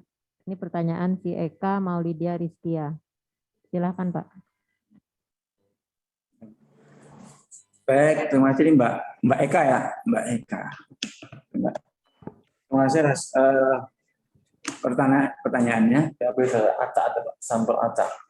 Ya, petugas karantina melakukan pengambilan sampel secara acak. Jadi cara melakukan pemeriksaan ketika itu harus dilakukan pengujian laboratorium atau pengujian secara fisik. Maka karantina mempunyai metode pengambilan sampel itu secara acak sesuai dengan prosedur pengambilan sampel. Jadi itu kita lakukan seperti itu untuk memastikan. Jadi misalnya itu dalam satu kotak gitu misalnya, maka itu akan diambil 5 titik yang berbeda, sehingga nanti dari itu akan memungkinkan diupayakan bisa mengcover seluruh area yang kita lakukan pemeriksaan. Jadi seperti itu, Pak Ika ya. Ya, terima kasih Pak. Ini pertanyaan berikutnya dari Desiana, angkatan 2019. Silahkan Desi diaktifkan, di-unmute mikrofonnya. Iya Bu. Ibu, sebelumnya apakah kedengarkan suara saya, Pak? Ya, kedengar Mbak Desiana ya. Assalamualaikum warahmatullahi wabarakatuh. Izin bertanya Bapak, kepada Bapak Nur Hartanto selaku Bapak Karantina Banjarmasin. Seringkali Pak di daerah saya ini ada orang yang menjual tanaman hias di pasaran. Bahkan bibit-bibit tanaman yang sudah dikemas ulang dari hasil bibit kemasan aslinya Pak, hingga diubah menjadi bungkus kecil-kecil kayak gitu Pak. Terus dijual murah tentunya. Nah, namun dalam penjualan tanaman dan bibit tersebut kita nih belum tahu apakah sudah terdaftar di badan karantina atau belum. Jadi bagaimana Pak antisipasi kita dalam hal tersebut yang dapat kita lakukan, bagaimana ya Pak kira-kira itu. Kira-kira itu aja Pak yang saya dapat pertanyaan. Terima kasih Pak. Ya, terima kasih Desi. Silahkan Pak. Ada sayuran banyak. Ya, terima kasih Mbak Desiana ya. Pertanyaan yang bagus bagaimana untuk mengetahui ini. Ya, yang paling gampang kalau ingin mengetahui ditanya aja pedagangnya. Punya sertifikat pelepasan karantina tidak Bu? Atau Pak ketika menjual bibit itu? Karena ketika pelepasan kita berikan sertifikat itu. Sertifikat itu kita berikan kepada yang mengirim. Ketika sudah sampai di sini kita berikan pelepasan bahwa itu sudah kita lakukan pemeriksaan. Dan data kita cukup banyak, pemasukan bibit atau benih tanaman hias itu benih sayuran juga yang lapor karantina. Ketika mereka melapor karantina, otomatis ketika kita bebaskan dari sini, kita berikan namanya sertifikat pelepasan. Nah, untuk memudahkan tinggal tanya ini, ketika menjual ini di induknya yang mendatangkan ini punya sertifikat karantina enggak? Pelepasan dari karantina. Kalau punya, dipastikan bahwa itu sudah melalui karantina. Nah, seperti itu Mbak Desiana ya. Oke Pak, Bapak terima kasih banyak Pak atas jawabannya. Ya. Terima kasih. Kita masih punya waktu sampai jam 12 ya, panitia ya. Sampai jam 12, jadi sekitar 36 menit lagi. Silahkan mahasiswa kalau ada yang ingin bertanya. Kalau tidak ada saya izin. Pak Sam, silahkan Pak. Langsung ditanyakan.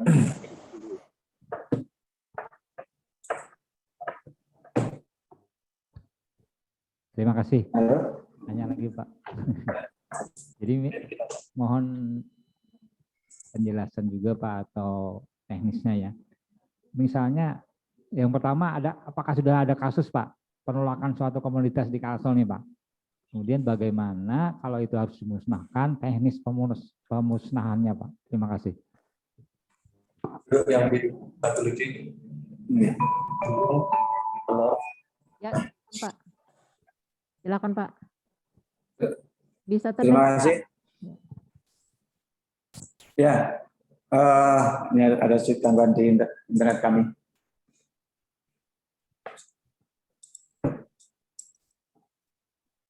Kalau sempat nanti bisa didengar suara saya bisa dengar nih. Bisa Pak, tapi rada putus-putus nih. Silakan Pak. Ya, mohon maaf ini ada ini. Kami ini sudah ada kasus yang kita lakukan pemusnahan itu sudah beberapa kali. Yang pertama terkait dengan importasi benih yang tidak bersertifikat. Dan ini kebanyakan adalah pembelian secara online ke luar negeri.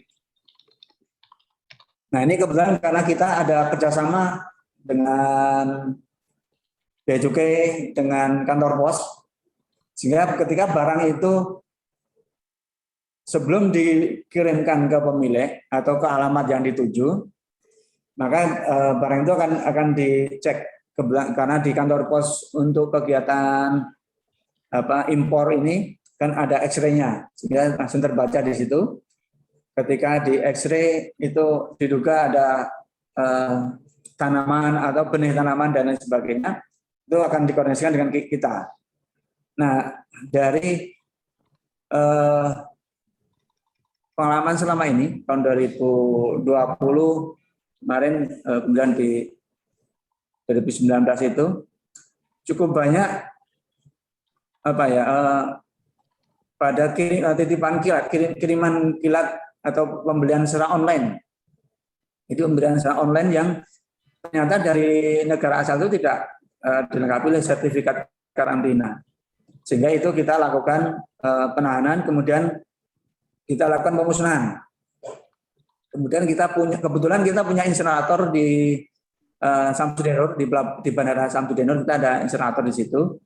Kita lakukan pemusnahan sama-sama, disaksikan oleh pihak kantor pos, pihak Bea Cukai maupun pihak kepolisian, aparat kepolisian untuk menyaksikan pemusnahan itu.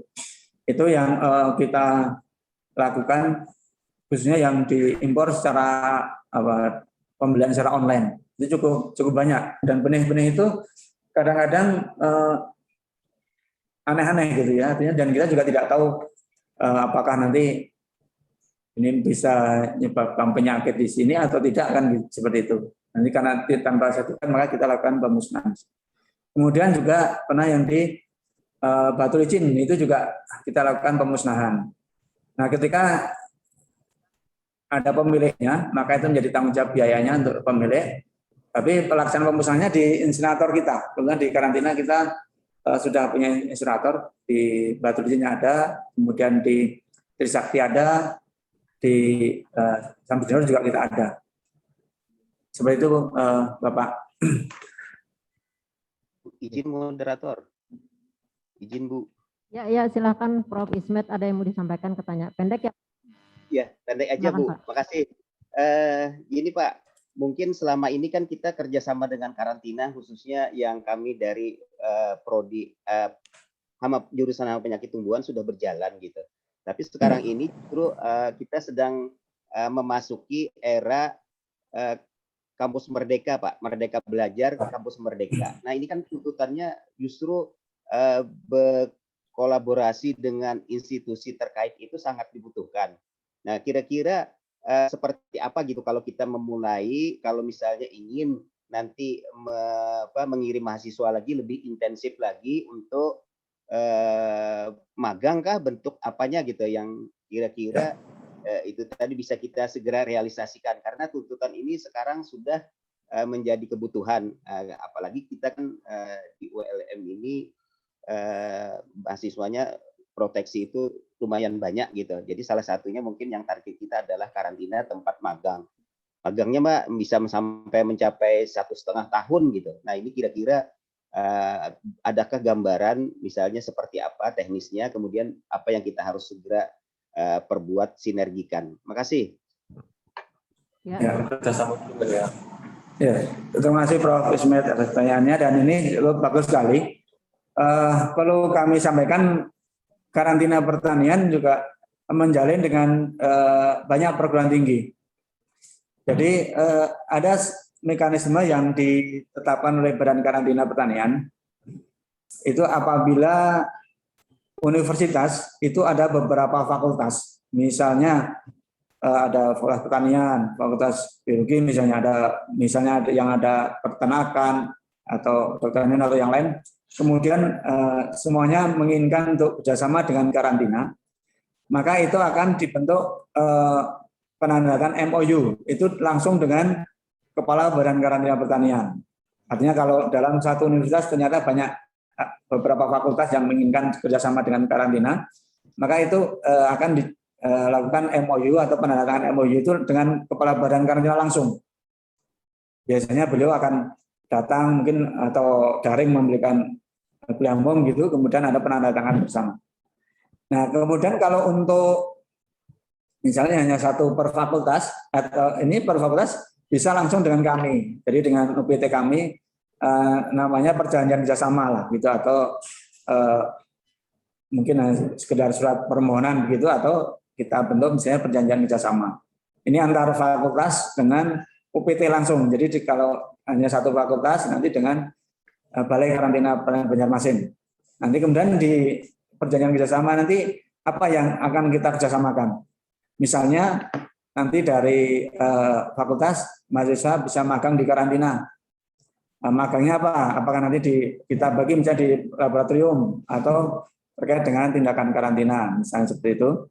Kemudian mungkin ada pelatihan atau pemanfaatan laboratorium, misalnya dari fakultas menginginkan memanfaatkan laboratorium yang ada di karantina.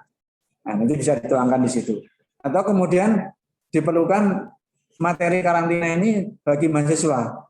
Jadi pengalaman kami waktu kami tugas di Surabaya itu kita mendapatkan berapa 4 SKS untuk di kedokteran hewan. Itu materi tentang karantina.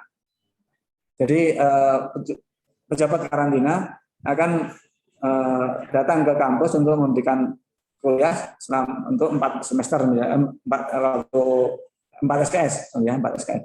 Itu waktu kami pengalaman di UNER dengan UNER, FKH UNER itu kami seperti itu. Jadi nanti materi kita bagi mulai dari pengenalan karantina, kemudian nanti terkait dengan khusus laboratorium karantina, misalnya kemudian lalu lintas pelaksanaan lalu lintas karantina. Nah itu bisa diwujudkan dalam bentuk PKS yang sama. Kalau itu hanya satu fakultas, itu langsung dengan kami. Kami siap terbuka, Bapak Prof. Jadi apa yang bisa kami bantu untuk fakultas, kami siap mendukung. Demikian yang dapat kami sampaikan, Pak. Ya, terima kasih Pak. Jadi bisa membuat surat perjanjian kerjasama antara fakultas dengan Balai Karantina di Banjarmasin ya Pak ya? Ya, kalau hanya satu fakultas bisa seperti itu. Ya. Tapi nanti kalau banyak fakultas itu prosedur dari pusat nanti kerjasama langsung dengan kepala badan gitu. Jadi nanti yang kolaborasi langsung dengan rektorat seperti itu. Iya Pak. Ini saya ingin menyampaikan kepada para peserta yang mengikuti secara daring. Ini kami persilahkan untuk mengisi daftar hadir. Ini ada tautannya di room chat. Siapa tahu tidak terbuka di sana. Jadi silakan dibuka di sana. Kemudian mohon mengisi daftar hadir. Nanti sertifikat akan langsung dikirimkan begitu Bapak Ibu mengisi daftar hadir tersebut. Bu. Ya. Selanjutnya ya silakan ada Bapak Ketua Jurusan HPT, silakan Pak Yusriyadi. Terima kasih. Assalamualaikum warahmatullahi wabarakatuh. Selamat pagi, selamat siang peserta. Salam Pak Hartanto. Salam wabarakatuh. Ya, ini mungkin ingin menanyakan sedikit pengalaman Pak Kepala itu di beberapa balai yang sudah dijabat ya Pak, mengenai misalnya adanya residu pestisida pada buah Pak. Nah itu kan kadang-kadang di tempat-tempat ada yang langsung misalnya ekspor kan, kalau kalau Banjarmasin mungkin bisa juga langsung. Itu untuk mendeteksinya, deteksi cepatnya itu bagaimana Pak kira-kira Pak, untuk sehingga bisa atau harus dibawa ke lab dulu atau bagaimana? Mungkin itu yang ingin kami tahu, sehingga karantina itu dengan mudah dapat menentukan wah ini sekian ppm atau apa gitu ya, kemudian lolos, kemudian ini yang bisa belum misalnya. Sekian, terima kasih Bu. Ya, terima kasih Pak Yus, silakan Pak Hartanto menanggapi. Terima kasih Pak Yus atas pertanyaannya cukup bagus sekali. Dan ini pengalaman kami untuk di Tanjung Priok untuk pelabuhan atau di tempat pemasukan pelabuhan-pelabuhan besar, bandara yang besar yang memang khususnya untuk tempat importasi, itu laboratoriumnya kami sudah dilengkapi dengan laboratorium PSAT. Jadi laboratorium pangan segar asal tumbuhan, yaitu yang menguji logam berat. kandungan logam, merkuri dan lain sebagainya, itu laboratorium kami juga dilengkapi. Memang kalau untuk yang di Kalimantan ini karena kita bukan destinasi untuk impor seperti itu, jadi kita memang tidak ada laboratorium untuk PSAT atau logam berat ya. Tapi di laboratorium kami ada di Tanjung Priok ada, di Soekarno-Hatta ada, di Surabaya ada laboratoriumnya. Kemudian kita juga ada laboratorium BPUSKP tadi, Balai Besar Uji Standar tadi, itu yang sebagai rujukan kami. Di situ cukup banyak untuk pangan segar tersebut. Sehingga kalau untuk impor pangan segar memang memerlukan masa karantina yang agak panjang. Jadi masa karantinanya bisa 14 hari dalam rangka untuk pengujian PSAT-nya. Nah ini kemudian untuk percepatan, ini ada namanya balai uji terap tadi. Kita ada balai uji terap dan teknik dan metode. Ini digunakan sebagai balai yang melakukan uji coba untuk sarana pendeteksi secara cepat.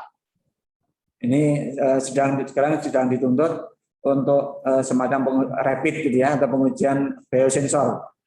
Nah ini sedang dikembangkan oleh balai uji terap. Di antaranya yang sudah dicobakan yaitu khusus untuk pemeriksaan rabies pada anjing. Itu dilakukan di Cilegon, itu karena lalu lintas antara Jawa Sumatera kan cukup tinggi itu. Jadi ketika ada pengiriman, kebanyakan ada pengiriman anjing dari Jawa, itu dalam satu mobil yang cukup banyak dikirim ke daerah Palembang atau Padang untuk berburu itu. Maka untuk pengecekan tidak mungkin satu persatu. Nah itu sudah membuat alat yang untuk mendeteksi sensor terkait dengan kemungkinan rabies dari si suhunya yang standar tidak. Kemudian sedang diterapkan, sedang dicoba juga untuk komoditas curah atau misalnya untuk pakan atau pangan gitu kan. Ini untuk mendeteksi kemungkinan ada live insect atau tidak. Kemudian ya ini untuk logam berat mungkin akan juga diupayakan untuk dilakukan bagaimana untuk percepatan pemeriksaannya. Tapi secara laboratorium kami sudah ada laboratorium pengujinya untuk pangan tersebut. Sehingga kalau yang sudah dilakukan ke luar itu sudah dinyatakan sehat. Demikian Pak Yus kami sampaikan. Terima kasih Pak atas jawaban yang diberikan. Saya persilakan untuk mahasiswa yang hadir secara daring, apakah ada yang ingin disampaikan lagi, yang ditanyakan?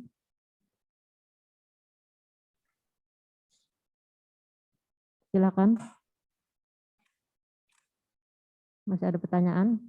Karena materi yang disampaikan tadi ini sangat bermanfaat bagi kami selaku pengajar di proteksi tanaman, demikian juga kepada untuk mahasiswa di prodi proteksi taman ini sangat bermanfaat. Bagaimana, masih ada pertanyaan?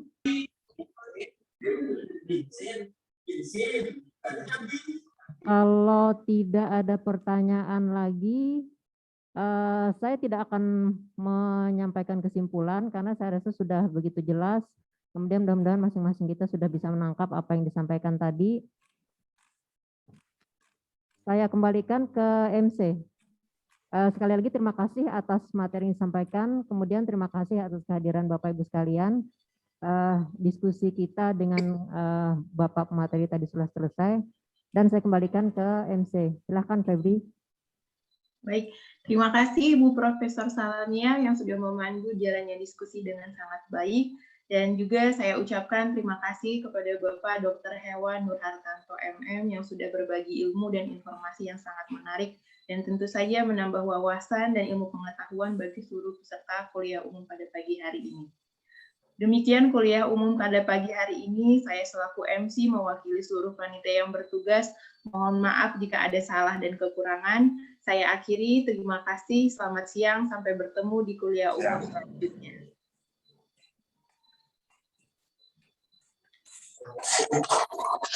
Sekali.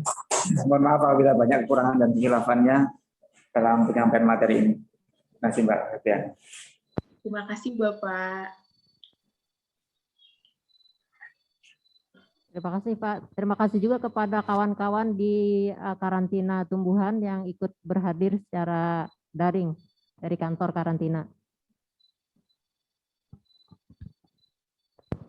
Terima kasih Pak Hartanto. Semoga kerjasama kita ini nanti bisa berlanjut lagi demi untuk sama-sama kebaikan Kalimantan Selatan lah, khususnya. Siap Pak Yus, kami siap dukung Universitas Lembung Mangkurat semakin baik. Amin. Terima kasih semuanya. Untuk panitia juga kami terima kasih banyak ya. Untuk mahasiswa terima kasih banyak. Kami izin live, masih sudah cukup ya. Oke. Silakan Pak Nur dan kawan-kawan sekalian. Ada Terima kasih Pak. dokumentasinya sudah Kak?